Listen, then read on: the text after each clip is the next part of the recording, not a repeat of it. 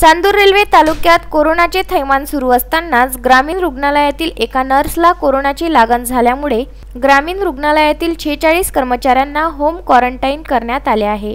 त्यामुळे या नर्सच्या संपर्कात आलेल्या ग्रामीण रुग्णालयातील डॉक्टरांसह संपूर्ण स्टाफला क्वारंटाईन करण्यात आले असल्याने आता इतर रुग्णांनी काय करावे असा प्रश्न निर्माण झाला आहे।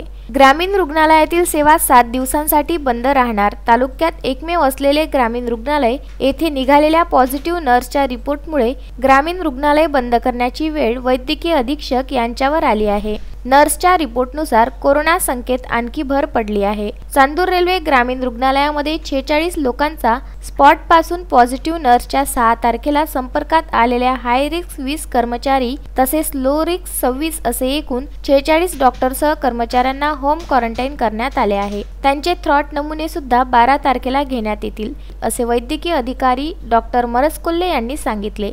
प्रथमतः पॉझिटिव्ह रुग्णांना अमरावती रेफर करणे आणि त्यानंतर त्यांच्या संपर्कातील नागरिकांना विलगीकरणात आणून त्यांचे स्वॅब तपासणी करणे महत्त्वाचे झाले आहे।